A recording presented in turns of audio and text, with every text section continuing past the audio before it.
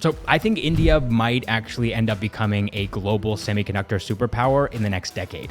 Well, I don't see that happening because right now India is importing 100% of its semiconductors and it does not have a single semiconductor manufacturing facility in the country. That's true. That's the situation right now. But the government of India is investing $10 billion to change that situation. And there's also this American semiconductor giant called Micron, and they've started setting up a $2.75 billion facility in India. Actually, when I hear you say that, I actually think of Foxconn and Vedanta, and they had decided to build a semiconductor facility worth $19.5 billion. And that's 7 times the size of the current facility that you mentioned. And what happened to that? Nothing. Nothing yet, but that doesn't mean that it's not going to happen. So the joint venture did fall through, but these companies are actively looking at finding new partners to set up this factory. So Foxconn is definitely interested in entering the Indian market. And I think one of the big reasons for that is that India does have a ton of talent. So I don't know if you knew this, but 20% of all of the chip design engineers in the world are actually based in India. Well, I agree with the fact that India does have a big pool of chip designers, but the thing you have to understand is designing is not manufacturing. And when we talk about manufacturing, Taiwan and China are still a big players there, right? So India imports most of its chips from Taiwan, and if it's not the chips, it's the devices they are in. And there, China is India's biggest exporter basically. So India imports 37% of all its electronic products just from China. I kind of feel like China is seeing the end of an era right now where the way that they've been behaving on the global stage just isn't resonating with a lot of the global superpowers. In the past, China was really benign. It wasn't seen as a threat. And now it is. And so a lot of countries are trying to lessen their reliance upon China in their supply chains. And so India seems like a great replacement candidate. So both Japan and the United States have already agreed to help India strengthen its semiconductor industry. And also, as you know, India recently became the most populous country in the world. So it's got a massive consumer market, but technology adoption is actually on the lower side. It's still a pretty nascent thing here in India for people to buy these smart devices that have all of these chips inside of them. And so chip adoption or chip usage in India is only going to go up in the future. So as you guys probably know by now, today's debate is going to be about whether or not India can become a global semiconductor superpower at some point in the next decade. And so I think where this conversation really starts is Taiwan, because more than 60% of the semiconductors in the world right now are being produced in Taiwan. But Taiwan is kind of a tense place right now where there are 2 countries, the United States and China, that both United States doesn't want to control Taiwan, but they definitely don't want China to control it. And so there's this fight for Taiwan. Tonight, tensions flaring after that Chinese warship nearly collided with a U.S. military destroyer in the Taiwan Strait. And if India were to replace Taiwan or become a supplement to Taiwan, then I think a lot of people around the world would be happy to see that happen. So I'd love to see that happen as well, of course, India replacing Taiwan to become semiconductor superpower. But the thing you have to understand is semiconductor it's not just manufacturing, right? It's the entire supply chain. And it begins with you mining these rare earth metals like gallium and germanium. China produces almost 60% of the germanium and 90% of the gallium globally. And you actually need both of these metals to manufacture semiconductors. So right now what's happening is China is mining these, then selling it to Taiwan, and then Taiwan makes chips out of these, right? And then Taiwan sells it back to China, and China manufactures all these electronics that we buy in India and other countries. It's kind of an oversimplification, but I get where you're going with this. And the thing here we have to understand is China is trying to perfect this entire supply chain for last 15-20 years. Because everyone knew there's going to be a struggle about Taiwan and who's going to control it. So China is building this entire fabs, this manufacturing, this mining, and India is nowhere close to that, right? So if people move out of Taiwan, China is still the first choice for these people, these companies. I get it. China is in a very strong position right now in spite of Taiwan. Even if, let's say, something happens to just imagine it disappears tomorrow, right? China is still in a strong position. But from a global perspective, if you look at this whole situation from every other country's perspective, everybody has a vested interest in seeing India succeed and seeing China's power in this market diminish. For example, remember 2020, there was this global chip shortage that stopped the entire automotive manufacturing industry around the world. And I don't necessarily think that wouldn't have happened if there was more diversity in the semiconductor manufacturing space. If, for example, the players were Taiwan, China, India, and the United States and maybe a couple of other countries, every country suffered because of the pandemic, but I think it would be much less severe if there had been more diversity as opposed to most of the action happening in the space just being in China and Taiwan. Sure, there's a slight opportunity for India here. A lot of these countries are looking at India as the next China, right? India is in the similar position where China was in 90s, largest population, fastest growing middle class. But the thing we have to understand is in this period of 20-25 years since 90s, 2000s, many smaller countries like Malaysia, Thailand, Vietnam, they have sort of become a very good alternative for China, and they have these state-of-art fabs. And India right now does not have any semiconductor fabs. And that's why, although economics-wise, population-wise, India is in a similar position to China, but I think infrastructure-wise, India does not have any runs on the board, right? And these smaller countries that I mentioned, they have a far better infrastructure or supply chain, I would say, for these companies or these countries to come in and set up their factories. But I don't think that this is an insurmountable obstacle. I think setting up these factories, these fabs, isn't something that is going to be super, super difficult as long as the government of India is actually focusing on it and actively pursuing setting up facilities for the production of semiconductors. I think it's going to happen. It's definitely not impossible. I mean, yes, India is very much behind with 0 fabs in the country, but if all these other countries that you mentioned in Southeast Asia can do it, then India definitely can too. It just requires the government of India's involvement, active involvement in setting those up, and probably a little bit of help from other countries, which I mentioned earlier. Japan and the United States have both agreed to help India make semiconductors in the future. And I think really the larger piece here is that this industry needs support that it hasn't gotten in the past from the government of India. For some reason, I'm not sure why, but the government of India seems to have just ignored it, or they did attempt, but then it didn't work out and so took a step back. But now the support is there, and also there's global support for India to succeed in this industry. And also the opposite is happening with China, where there's a lack of support from the global community when it comes to China's semiconductor industry. So for example, the Dutch are actually probably going to be a thorn in China's side pretty soon here. In 2019, the Dutch government introduced restrictions to prevent ASML, which is the only company in the world to make advanced lithography machines. They are now restricted from selling these machines to China. And so even if China is ahead of India right now, that might not be the case in a couple of years. And so it gives India the opportunity to surge ahead and potentially in the next decade or so overtake China when it comes to semiconductor manufacturing. And I can't overstate how important that global support actually is, and support from the government of India. I mean, this is crucial. Without that, India's semiconductor industry will continue to be very nascent. But if that support comes in, then it could really supercharge this industry in a big way. And we could see gains that nobody expected or even anticipated happening in a short span of time, like a decade. You're right. India is getting a lot of help from other countries as well as our government. But the thing is, India is not in a position to use that help right now. You see, we are talking about China earlier. China set up its first semiconductor fab in the year 2000. That was 23 years ago. And that company is partially state-owned. So yeah, government played a big role in that. But the thing is, even after 23 years, India is still struggling to, even set up a contract, right? You're right, one Micron is setting up the factory. But the thing is, that company can take 5 years, 10 years. So that India might start manufacturing those chips in year 2030 or something. So the point I'm trying to make is, even after getting so much help from other governments and Indian government in the form of incentives and stuff, Indian companies are not in a position to use that help and actually convert that into semiconductors. And one other thing that you absolutely need to manufacturing semiconductors is precision manufacturing. And what I mean by precision is, so right now the standard, like IBM has the most thinnest chips, and they are around 1 nanometer. And you know what Indian government is aiming right now?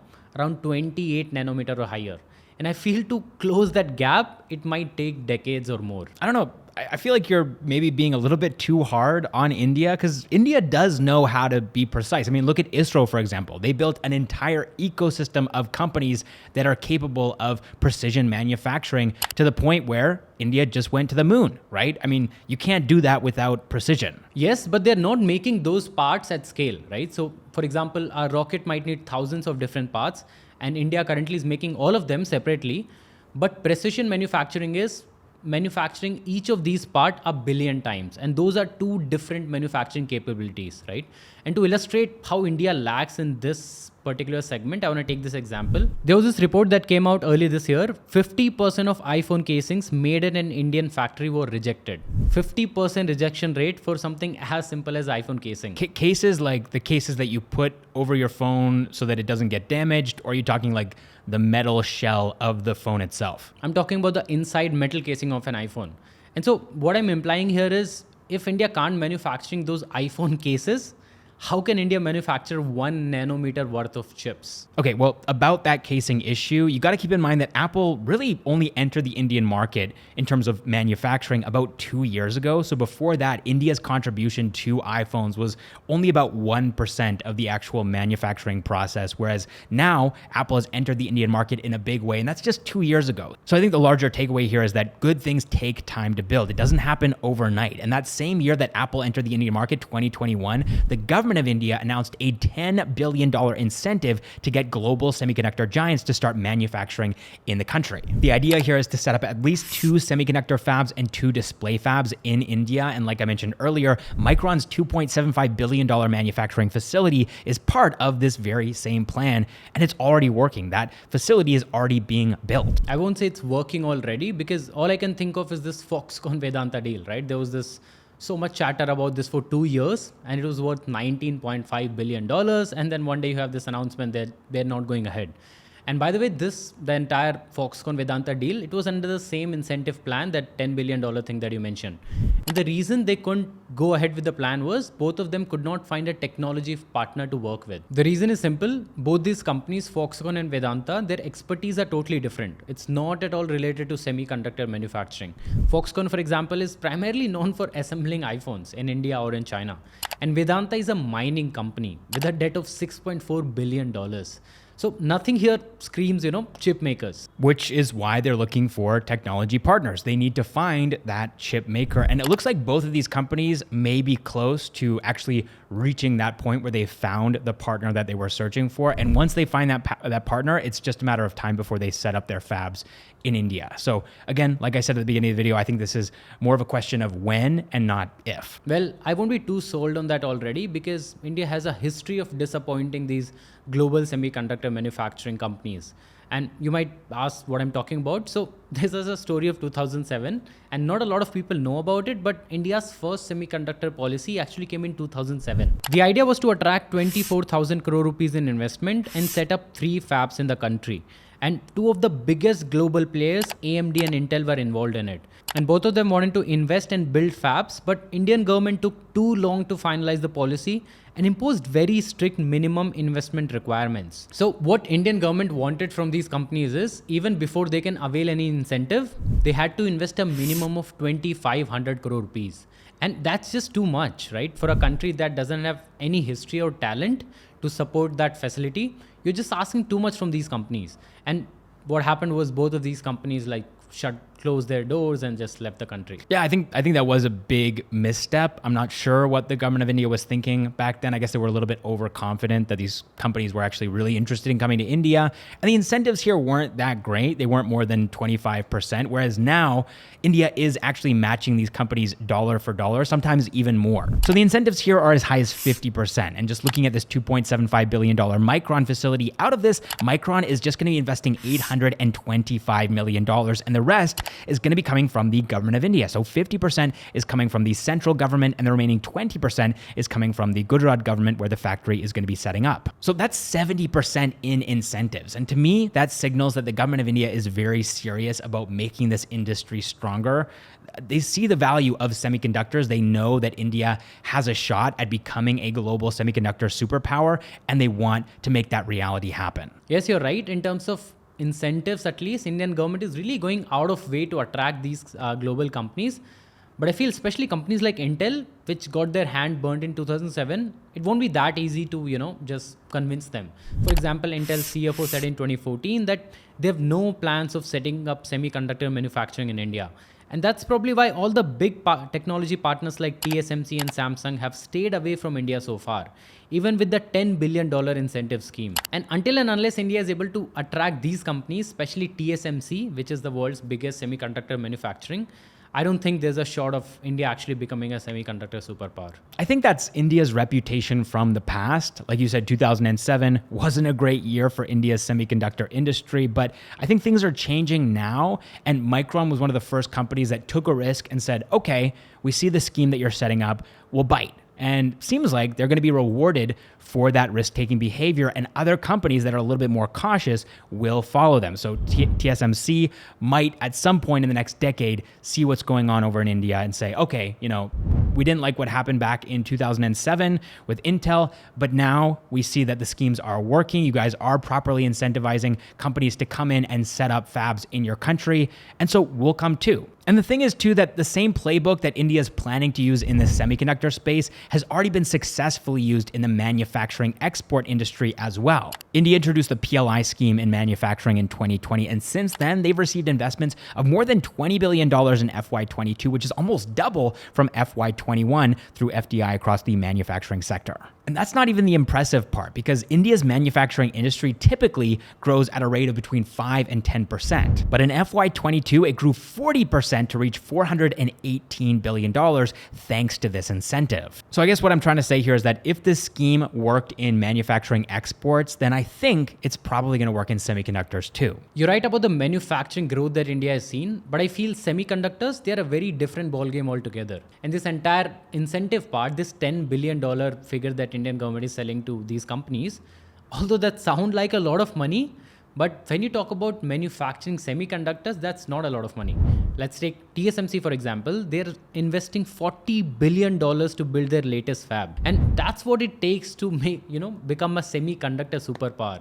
And I think what Indian government is focusing right now is like assembling these semiconductors. So at best, it can make India a packaging hub for these semiconductors in the world. I mean, I would say that you need to walk before you can run, right? And I mean, we've gone back and forth here in this debate, so let's maybe wrap things up with some closing thoughts.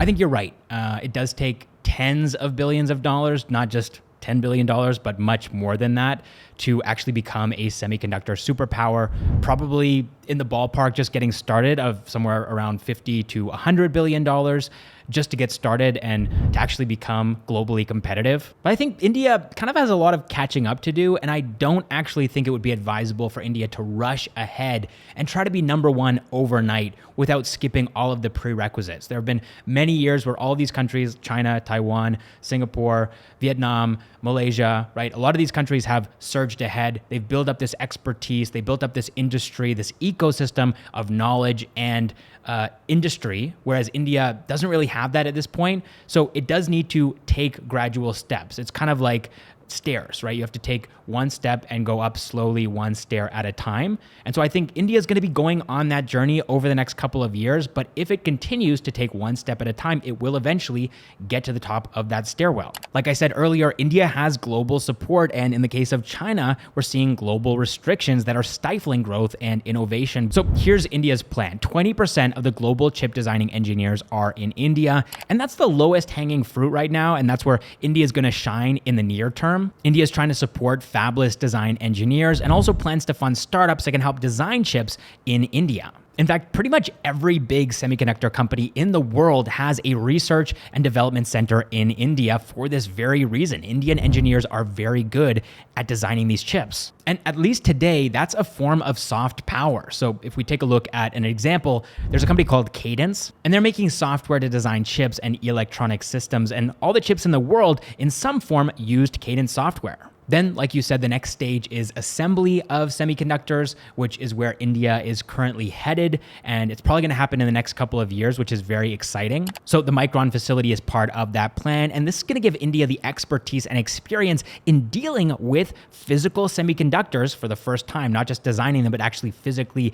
handling them, building them, assembling them. And this is going to show the world that India can handle the huge volume and make chips right here in India. Combine this with India's manufacturing growth that we've seen in the last 2 years, and India could in fact become a destination to replace China, which makes 36% of all semiconductor devices, like you mentioned earlier in this debate. And so the third step of this sort of master plan that I'm laying out here is that once India has the world's trust, once India has proven itself, and once it's inserted itself into that supply chain, that global supply chain for semiconductors, then India can start manufacturing those semiconductors. And I don't think it's that far off. I think less than a decade, we're going to see the first facilities for actually manufacturing semiconductors in the country. And of course, starting out with that phase of the plan, they're going to have to partner with bigger technology players like TSMC, Intel, and Samsung, which by that point, probably India will already have strong relationships with. And partnerships with these companies are going to help India to gain expertise in the cutting edge technology that's required to build semiconductors. And eventually, this is going to help India to become a semiconductor superpower in its own right, which in my opinion is inevitable. It's going to happen no matter what. It's just a question of when, not if. That's a very hopeful case in my opinion, but I feel the reality is very different. The goal of becoming a semiconductor superpower, I feel it's out of India's reach right now. And India might already be late to the party that's happening on for decades. And right now, the best shot for India is to focus on the lower end of the semiconductor manufacturing and not actually trying to become the leading edge tech player. Right now, Intel, TSMC, and Samsung, they're making semiconductor chips which are 3 nanometer in size. That's more than 20,000 times smaller than a human hair and 50 times smaller than a virus.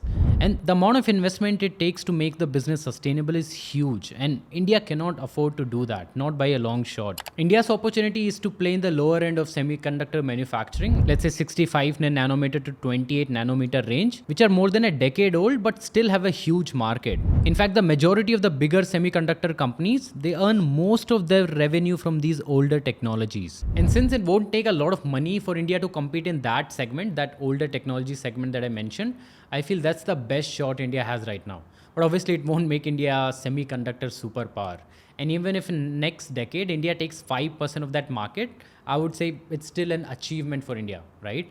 But that rests on India sort of, bringing these companies, these big global players, so that they can transfer those older technologies to India, and then Indian companies can take it from there. All right, well, that is the debate. I hope you guys enjoyed us. Let us know in a comment down below who you think actually won the debate. Was it me with the optimistic perspective that India can in fact become a semiconductor superpower in the next decade? Or do you think that Pankaj with his more realistic, I would say borderline pessimistic perspective, right? Did he win the debate? And you think that probably India is just going to capture about 5% of the lower end of the market? Let us know in a comment down below, and we will. Yeah, we'll see you guys in the next one. Yeah. All right.